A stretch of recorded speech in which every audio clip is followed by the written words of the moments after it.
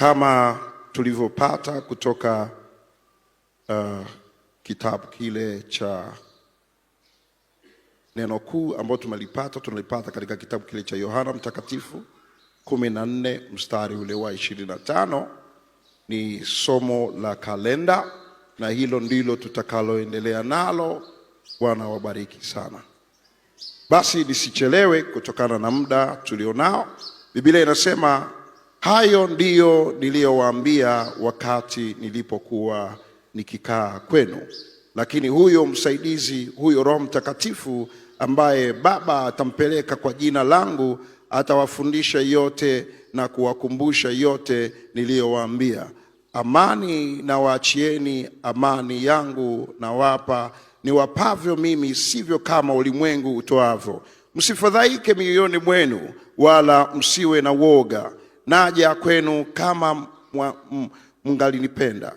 Naja kwenu kama mngalinipenda, mngalifurahi kwa sababu naenda kwa Baba, kwa maana Baba ni mkuu kuliko mimi. Na sasa nimewaambia kabla halijatokea, kusudi litakapotokea mpate kuamini. Mimi sitasema nanyi maneno mengi tena, kwa maana yuaja mkuu wa ulimwengu huu, wala hana kitu kwangu. Lakini ulimwengu ujue ya kuwa nampenda Baba, na kama vile Baba alivyoniamuru ndivyo nifanyavyo.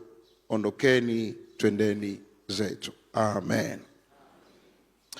Basi leo hii ni siku takatifu, ni siku ya Utatu Mtakatifu, Baba, Mwana na Roho Mtakatifu. Na hapa tunaona Bwana Yesu wakati anaondoka akiagana wanafunzi wake, aliwafariji kwa kuambia, hamtabaki wenyewe, bali ninawaachia msaidizi wangu atakayekaa kwenu.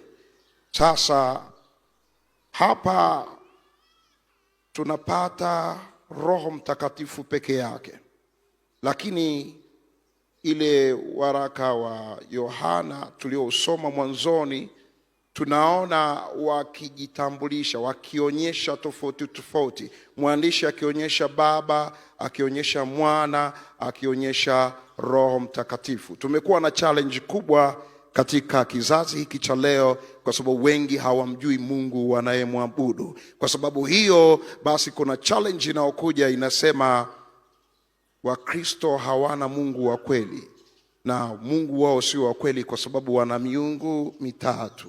Wanaabudu Mungu, hapo hapo wanasema Mungu wao anazaa, hapo hapo wanasema Mungu wao sijui yuko katika Roho Mtakatifu. Wanaongea kwa sababu hawamjui. Na sisi wengi wetu wa Kristo, kwa sababu hatumjui, tunaanza kupata shida. Hata kupambana nao, kuwaelekeza hatuwezi, kwa sababu hatumjui Mungu tunayemwabudu. Biblia inasema katika kile kitabu cha Ayubu, mjue sana Mungu ili upate nini? Amani. Bwana Yesu asifiwe. Kumbe ukimjua Mungu huna tatizo, huna mashaka, una amani tele. Sasa leo tutaenda kujifunza zaidi kuhusu Roho Mtakatifu. Bwana Yesu asifiwe. Tunamjua Mungu muumba, Mungu aliyetuumba sisi, ambaye ndani yake alikuwepo neno, naye huyo neno alitoka kwa nani? Kwa Mungu. Maana yake ukisoma kitabu kile cha Yohana 1 mstari ule wa kwanza, Biblia inasema, hapo mwanzo kulikuwepo na neno, naye neno alitoka kwa Mungu, naye neno alikuwa nani? Mungu. Pasipo yeye hakuna lolote lililofanyika. Maana yake ni nini? Maana yake ni kwamba neno ndiye Mungu tunayemwabudu. Ukilifahamu neno unamjua Mungu. Usipojua neno haumjui Mungu. Na kama neno liko ndani yako, maana yake Mungu yuko ndani yako. Bwana Yesu asifiwe sana. Lakini huyo neno alikuja duniani kama nuru, naye amekuja kuangazia ulimwengu, na huyo nuru si mwingine, ni mwanaye mpendwa Yesu Kristo tunayemwamini. Haleluya. Basi twende sasa tuangalie Roho Mtakatifu.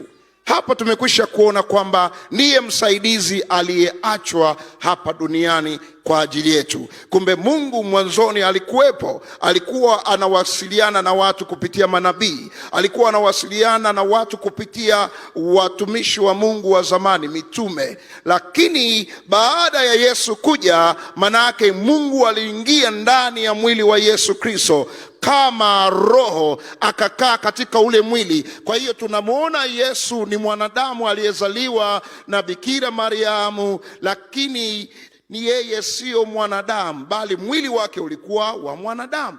Ndio maana alikunywa, ndio maana alikula, ndio maana hata kifo kilimpata. Bwana Yesu asifiwe. Lakini ndani yake nafsi ya Mungu ilikaa.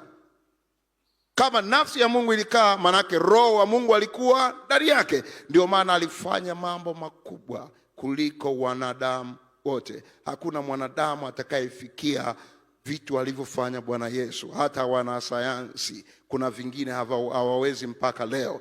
Lakini tuanze kusema kwamba yeye amezidi wote, kwa sababu alikufa akafufuka, na kufufuka kwake sisi tumepona na tumefufuka naye. Haleluya.